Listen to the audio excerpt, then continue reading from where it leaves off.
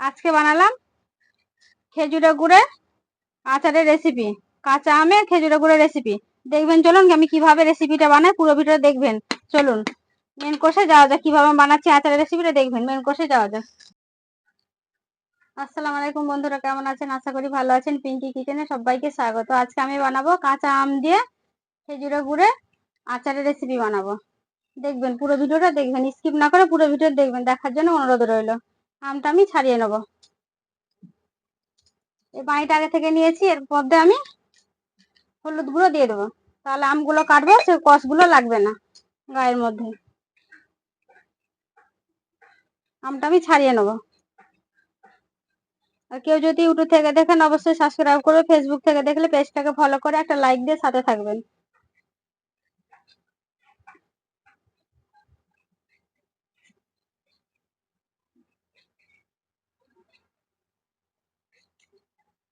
আমটা পুরোটা ছিলবেন না, হালকা হালকা করে ছিঁড়ে নেবেন ওপর ওপর।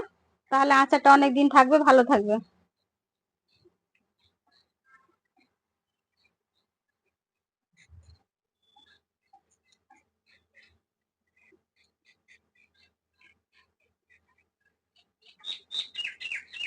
আর আমটা আমার পুরোটা ছাড়ানো হয়ে গেছে। এবার আমি কেটে নেবো, 4 টুকরো করে কেটে নেবো। এভাবে আমি কেটে নিলাম। বাকি সব আমগুলো আমি কেটে নেবো এইভাবেই, একইভাবে সবগুলো কেটে নেবো। সব আমগুলো আমার কাটা হয়ে গেছে, লাস্ট একটাই আছে, এটাও কেটে নেবো।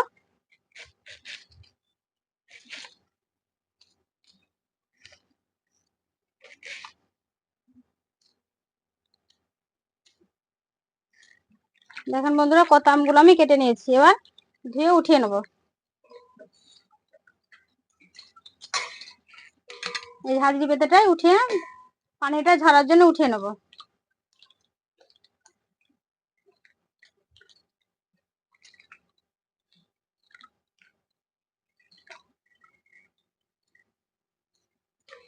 এই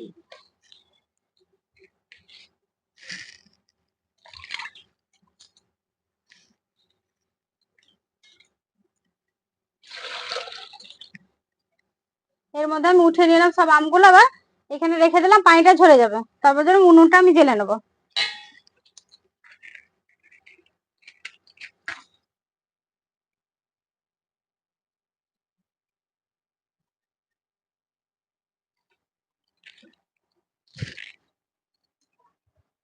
উনুনটা জ্বেলে নিয়েছি, কড়াটা বসিয়ে দেবো।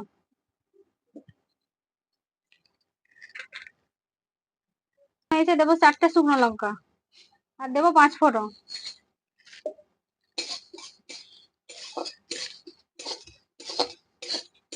হালকা করে ভেজে নেবো।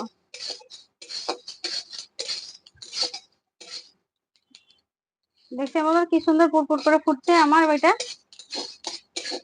5 ফোড়নটা। ভাজা ভাজা হয়ে গেছে, অল্প করে ভেজে নেবো।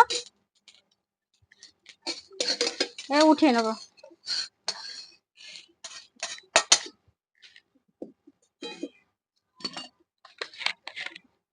এর মধ্যে দেবো সর্ষের তেল।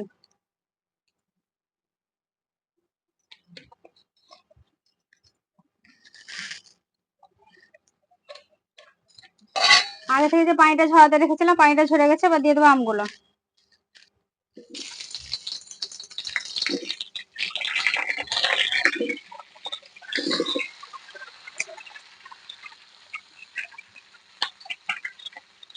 অল্প পরিমাণে দেবো নুন।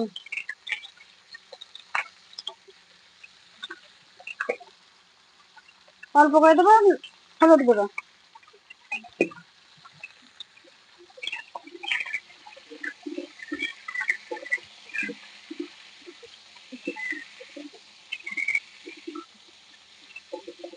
একটু নেড়ে নেবো। হলুদ আর লঙ্কাটা, হলুদ আর নুনটা দিয়েছি, ওটা নেড়ে নেবো একটু।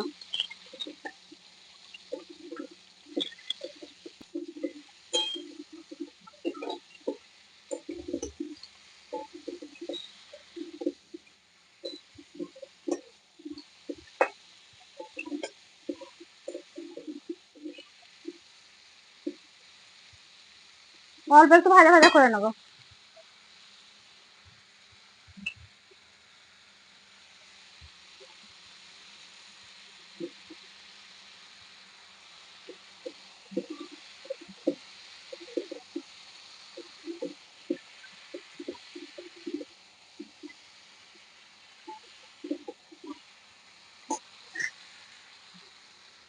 এবার যে আমি খেজুরের গুড়টা নিয়েছি এই গুড়টা আমি দিয়ে দেবো।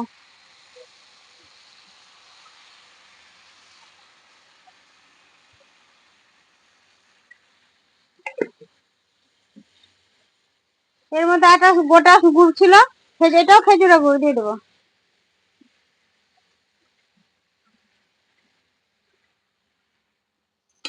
গুড়টা দিয়ে আমি নেড়ে দেবো।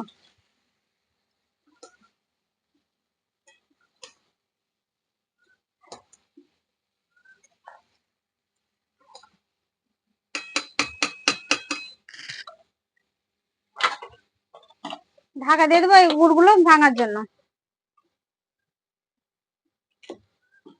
এবার ঢাকাটা উঠিয়ে নেবো, তারপর নাড়া দিয়ে দেবো।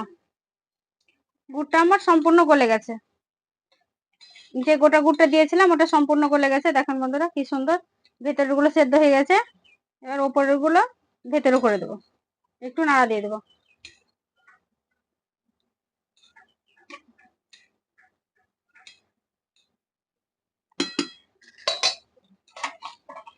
আবার 2 মিনিটের জন্য ঢাকা দিয়ে দেবো, বেশি ঢাকা দেবো না, সেদ্ধ হয়ে গেছে। 2 মিনিটের জন্য ঢাকা দিলাম।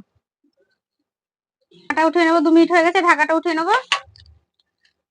এবার চিনি দেবো একটু, গুড়ের মিষ্টিটা কম যেহেতু তার জন্য একটু চিনি দিয়ে দেবো। খুবই এটা মিষ্টি হবে এই যে আচারটা। অল্প পরিমাণে চিনি দেবো, 150-200 মতো চিনি দিলাম। চিনিটা দিয়ে একবার নেড়ে দেবো।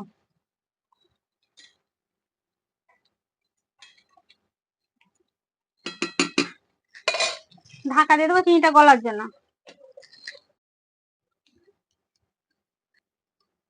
ঢাকাটা উঠিয়ে দিলাম। আচারটা আমার হয়ে গেছে। এবার আমি যে মশলাটা বেটে রেখেছিলাম 5 ফোড়ন আর লঙ্কাটা আমি এটা দিয়ে দেবো এর উপরে।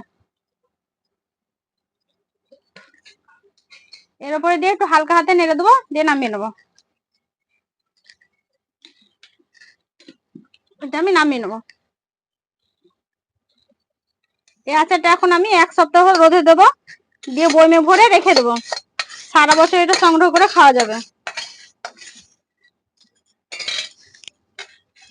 দেখেন কি সুন্দর আমার আচারটা, গুড়ের আচারটা তৈরি হয়ে গেছে। সুস্থ থাকবেন, ভালো থাকবেন, সাবধানে থাকবেন। পুরো ভিডিও দেখার জন্য ধন্যবাদ।